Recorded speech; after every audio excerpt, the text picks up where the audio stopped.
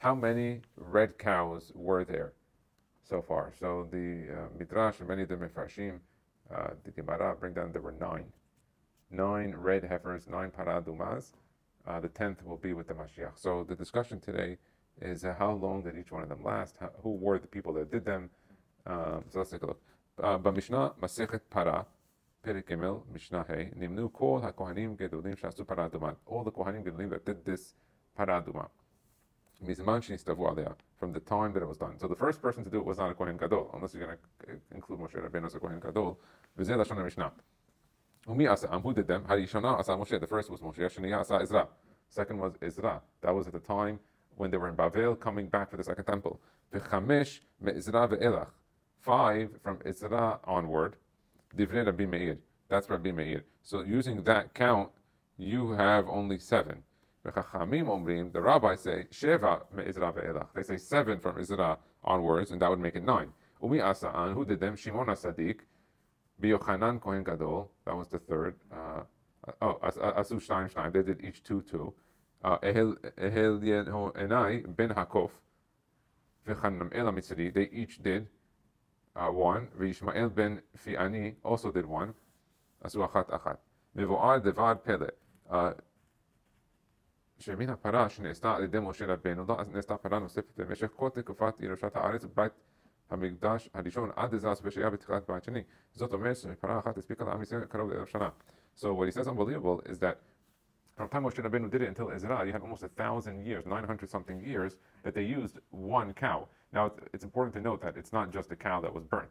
They burnt it with lots of different woods, and they included a lot of different of the wood and branches that they can use, so they can get a lot of ashes, because they used the ashes with it. So that's number one, that they would fluff it up properly as halakha allowed. They would also mix it with the water, and in order to put it on a person, they just needed a drop. So there was a multiple process of becoming tahor. It was not just the drop on the 3rd and the 7th day, it was also going to the mikveh. Today we have the mikveh, we don't have the afad para. Also, later on, every other para duma that they ever did, they always used a part of Moshe Rabbeinu's. They always left part of it. So before they made the new one, or as they took the ashes before they finalized it, they would mix a little of Moshe Rabbeinu, so it always had from the original, in essence, of it in there as well. So it's interesting. It lasts 1,000 years. Afterwards, that miracle doesn't last, even though they do the same process over and over again. So some say it wasn't such a big miracle nonetheless. Why not?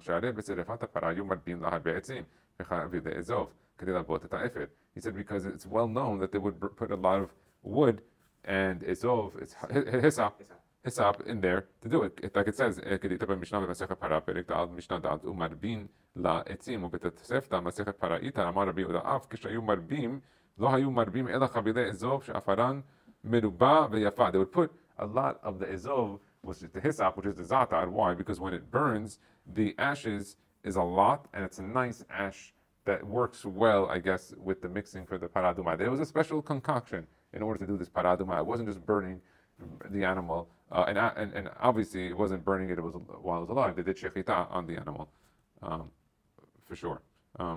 Okay, so it says here also,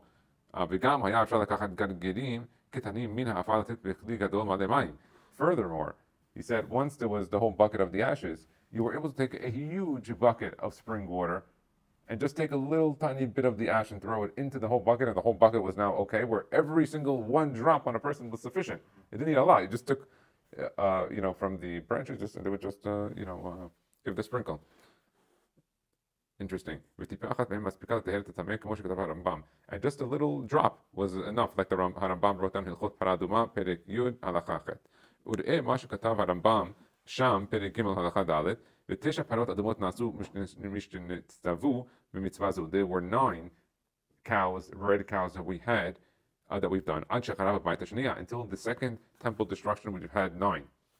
ראשונה עשה משה רבנו first, משה שנייה עשה עזרא ושבע מעזרא עד חורבן הבית, והעשירית יעשה המלך המשיח.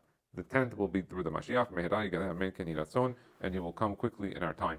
And so there you have it. And so it's also well known that there was leftover para duma that they took the Chachamim to the Galil after Korban Bayit Sheni, and they were able to still be metahir themselves when they would learn, and also to eat terumah, terumot, masrot, and certain things.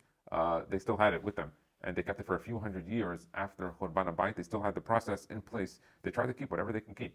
Any remnants of the mitzvot that they were able to keep, the most that they can keep from the original, they kept, even if it was not public or out there. Because remember, when these things are happening, it's not like it is today where things can be public. A lot of things were very low key or just secret. Just no one really knew about it. So that's that. Baruch Adonai. Amen.